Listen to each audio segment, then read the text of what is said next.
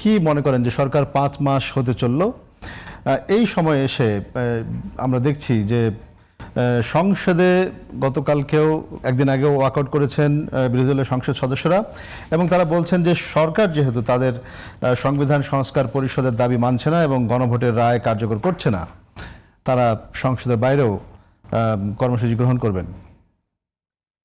দেখেন, আমি জিনিসটা অনেকবারে বলে আসছি যে আমরা আসলে যারা বিরোধী দল বা বিরোধী মত, আমরা আছি একটা বিপদে। বলা হচ্ছে যখন সরকারের আমরা তার যে দাবি, যে প্রতিশ্রুতি এবং জনগণের সাথে যা তার কমিটমেন্ট, যখন সেগুলো রক্ষা করছে না, আমরা যখন মাঠে কর্মসূচি দিই, তখন সরকারের পক্ষ থেকে সরকারের পক্ষের লোকজন বা তার পক্ষে সম্মতি উৎপাদনকারী সিভিল সোসাইটি বলছে না না না না, এই সরকারের তো এখনো বয়স হয়নি, মাত্র সে 3 মাসের বাচ্চা, 4 মাসের বাচ্চা, এই সরকারকে আরো অনেক বড় হতে হবে, তারপর তোমরা দেশ কর্মসূচি করো।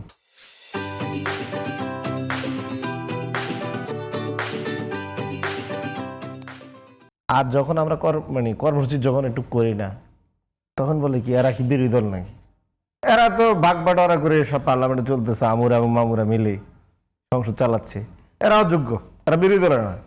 এরা যদি বিরোধী দল হতো, যদি হরতাল অবরোধ দিত, মার কাট অবস্থা থাকতো। এই একটা কঠিন, এবং সংবিধান সংশোধনের যে কমিটি করা হয়েছে, বিশেষ কমিটি, সেটা প্রত্যাখ্যান করেছে বিরোধী দল। থেকে বলেছি 11 দলীয় জোট গতানুগতিক বিরোধিতা করবে না, যৌক্তিক সরকারের প্রত্যেকটি বিষয় সরকারকে সমর্থন দিবে, সরকার যে অযৌক্তিক কাজ করবে আর বিরোধিতা করবে, এবং সেটা সর্বোচ্চ পরিমাণে করবে।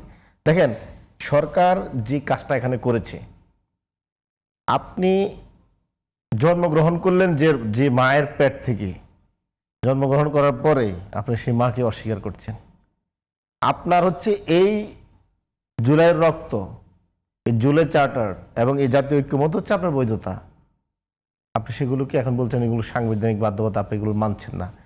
আচ্ছা, আমি বিএনপিকে যদি ধরেন জুলাই বাদ দেন, যদি ধরেন বিএনপি আজকে জুলাই না হয়ে যদি কোনোভাবে ক্ষমতায় আসতো, তাহলে বিএনপির যে রাষ্ট্র মেরামতের 31 দফা, এই 31 দফার প্রথম দফা হচ্ছে সংবিধান সংস্কার কমিটি করবে সে। তাইলে সে সেটা কিভাবে করত? সংবিধান সংশোধন, সে বলছে যে সংশোধন করা যায়, সংস্কার করা যায় না।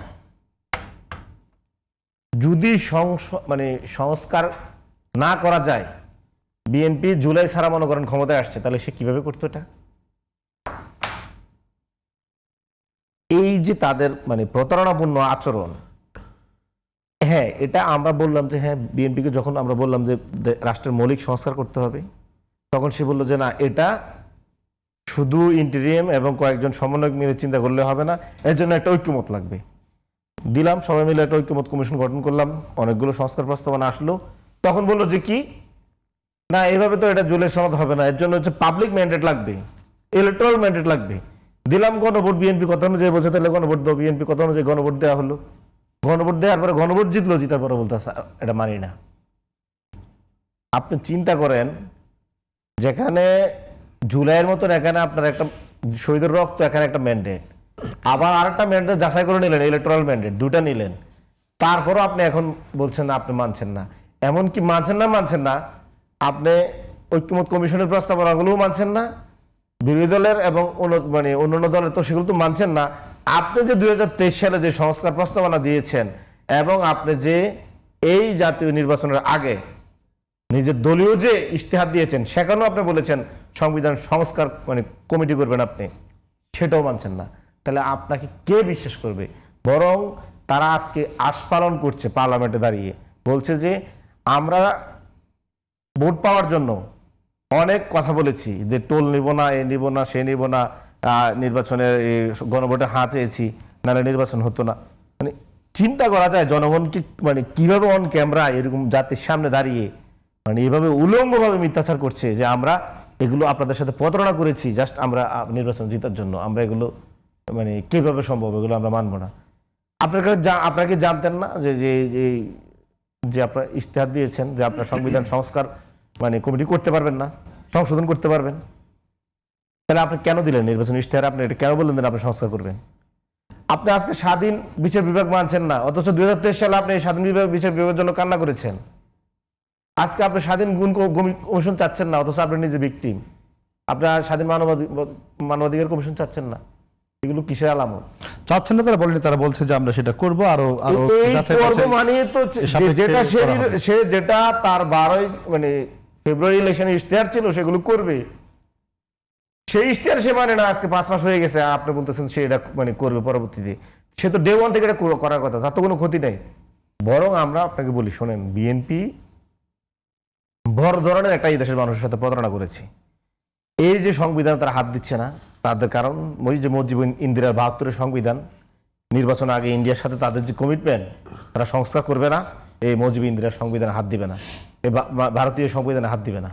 এই সংবিধান তো ইন্দিরা গান্ধী অ্যাপ্রুভ করছে। আপনি যদি এই সংবিধানের ইংলিশ মানে ভাষণটা দেখেন, শব্দ বাক্য সহ অনেক জায়গায় দেখবেন একদম হুবহু মিলে গেছে, কপি পেস্ট করে ফেলছিল। এখন এগুলো তো এই জেনারেশন এসে এগুলো আমরা অনেক কিছু এখন স্পষ্ট হয়ে গিয়েছে। তারা এগুলোতে এখন কেন? কারণ ইন্ডিয়ার সাথে যে কমিটমেন্ট, আওয়ামী লীগের তো কিছু ভোট টোট নিয়েছে, ওই জায়গায় তারা ধরা আছে যে এগুলো করা যাবে না। এবার আপনি যদি এগুলো না করেন, মানবাধিকার কমিশন না করেন, স্বাধীন বিচার বিভাগ না করেন, আপনার এই গুম কমিশন এগুলো না করেন, সংবিধান সংস্কার কমিশন না করেন, তাহলে আপনার আর আওয়ামী লীগের মধ্যে পার্থক্যটা কি? আমরা কি তাহলে কি শুধু ব্যক্তি ফেসিস্ট হাসিনার পতনে চাইছি? আমরা এই স্ট্রাকচারাল যে এখানে মানে ফেসিবাদ তৈরি করে সেটার বিরুদ্ধে না। আমরা আসবো আবারও আপনার কাছে। তাহলে আপনারা কি রাষ্ট্র চাচ্ছেন? আপনারা কি আবার মনে করতেছেন না ব্যক্তি হাসিনা চলে যাক, এই পুরো ফেসিবাদী কাঠামোটার টিকে থাকুক, আমরা এখন রাজা চতুর্দশ লুর মতো প্রধানমন্ত্রীর নেতৃত্বে চলি? প্রধানমন্ত্রী যেদিন সংসদে যাবে সবাই সংসদে যাবে, প্রধানমন্ত্রী যেদিন সংসদে যাবে না, সিনিয়র কেউ সংসদে যায় না, এমপিরাও সংসদে যায় না। এটা হচ্ছে আপনাদের রাষ্ট্র ব্যবস্থা।